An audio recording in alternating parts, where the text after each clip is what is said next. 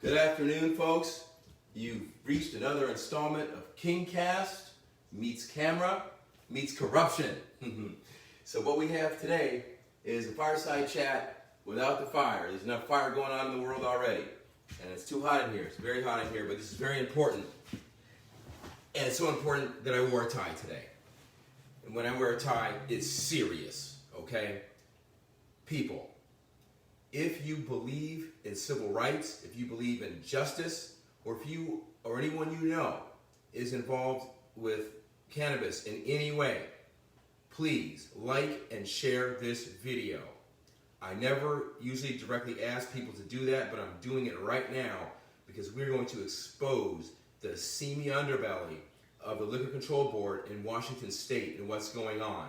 I'm going to give a talk today about the general corruption and the lack of jurisdiction by this entity. And next week we're going to address the racism involved in the industry and in this entity. I know people, well-informed sources that have helped me in this journey, and I want to help them too, using my background, and we're going to talk about all that right now. Okay. So, without further ado, do you remember when you were a kid and you used to play cops and robbers, and you put on a fake badge and get a fake cop hat, and you arrest your friends and hold them in jail, and they try to get out, you keep them in the pokey and all that, you play these games and all that? Okay, that was a long time ago. Well, sadly enough, the LCB is still doing that. They are playing cops and robbers without jurisdiction. I'm going to explain to you now what I mean by that, and I'm going to give you the basis for it in concrete, irrefutable terms. So, just a bit about me. Those of you who don't know me, I was an investigative journalist since the 1980s in undergrad. I worked for weekly and daily press, and I won civil rights trials. I have defeated qualified immunity before on my own. Well, actually, I had a little help from Bill Kunstler on that before he passed, but I've done that. Okay, so I'm pretty familiar. I'm versant in the law in this area.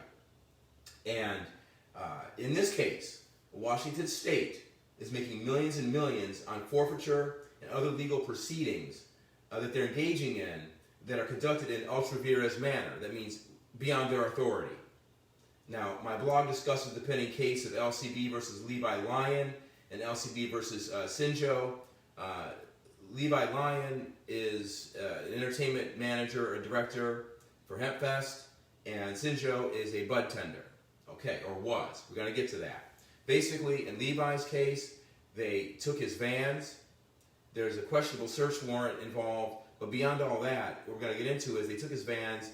There was an exhibition event, a private gathering, and they were smoking cannabis and using cannabis products, and someone without authority at the Liquor Control Board saw to it that the vans were confiscated. That's the quick and dirty. And I have a blog link in the descriptor that you can follow up with that. Sinjo is a young bud tender, and she is facing charges right now for underage sales. Okay. The problem here is that there's no authority for any of this, okay? And we're going to get there right about now. Now, I'm working with Sinjo's attorney, public defender, Sarah Alvarez, and I hope that she listens to what I'm telling her, because all of us are telling her this is not just me. So, right off the bat, what we have is an RCW 6644010 describing their jurisdictional authority. It only applies to liquor. I'm going to read it to you. So this is precisely why they tried and failed a couple of years ago on House Bill 1626 to give themselves authority, but it failed. So the language reads, in pertinent part, all county and municipal police or peace officers are hereby charged with the duty of investigating and prosecuting all violations of this title and the penal laws of the state relating to the manufacture, importation, transportation, possession, distribution, and sale of liquor. Section 2.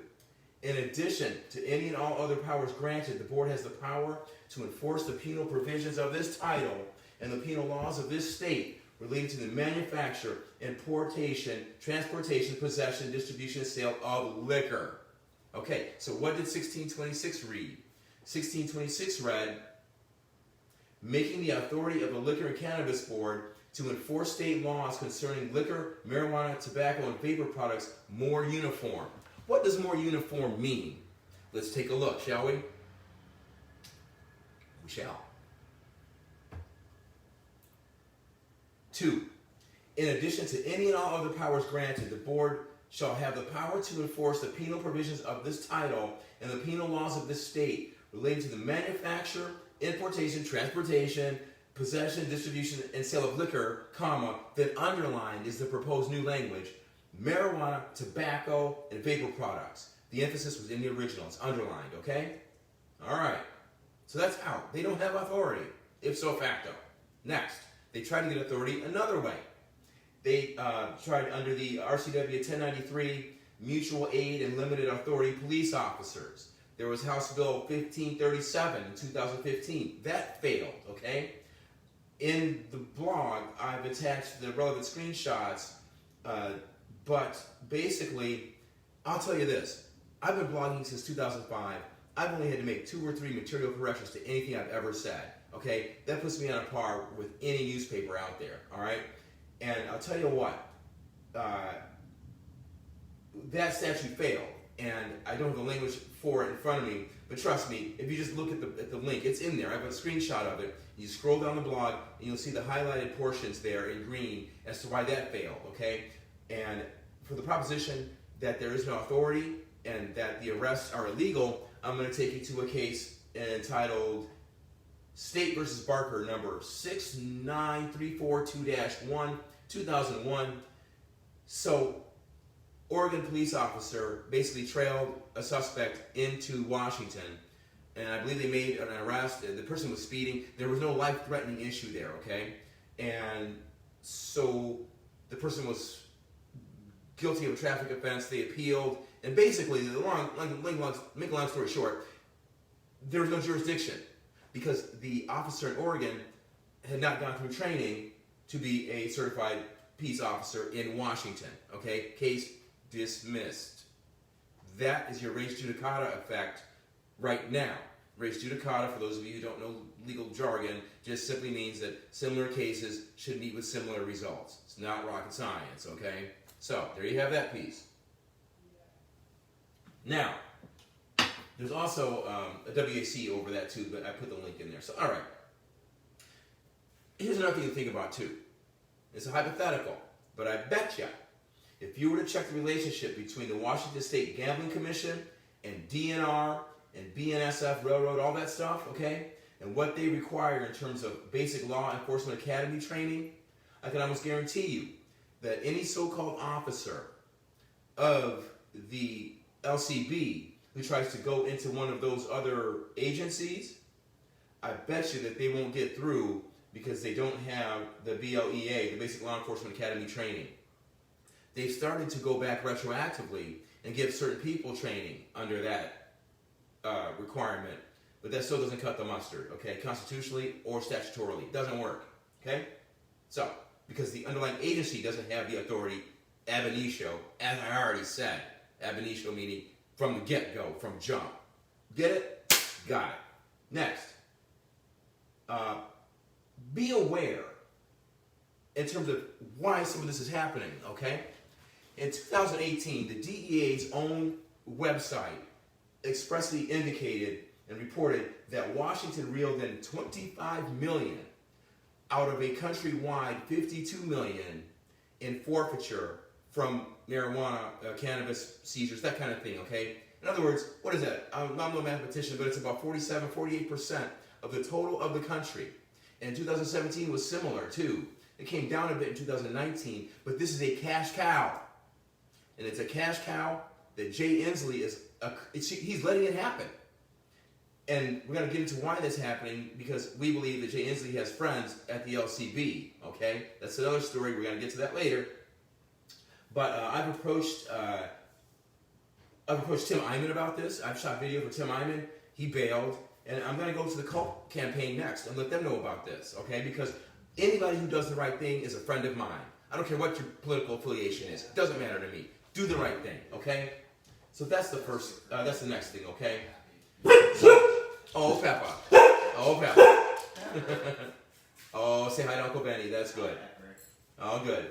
So the next thing to know is that the issue here is that, oh yeah, Jay Inslee is allowing all this while he's giving lip service to justice in the wake of the BLM movement, okay? Where's the justice in having fake cops issue citations to people, Jay? I don't get it, all right?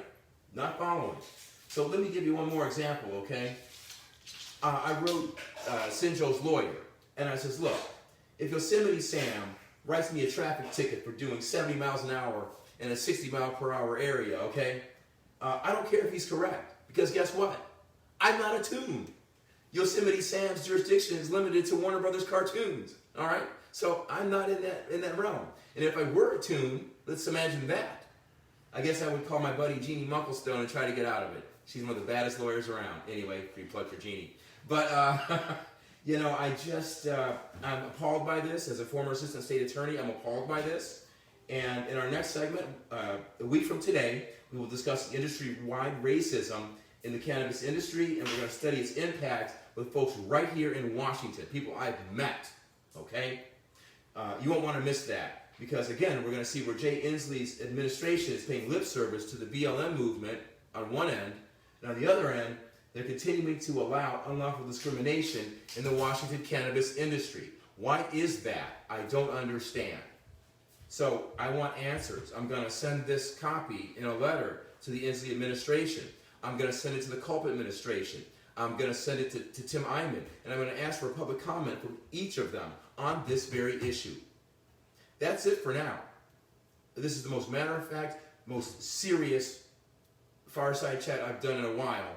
Pretty soon I'm going to give one regarding the Facebook litigation too. But for right now, focus on this. Share this video. Thank you. This is a populist putsch. We need to take control of our government, people. I'm not joking.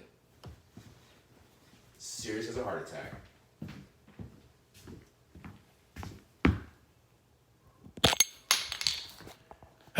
Pepper, are you tired? You want to go out?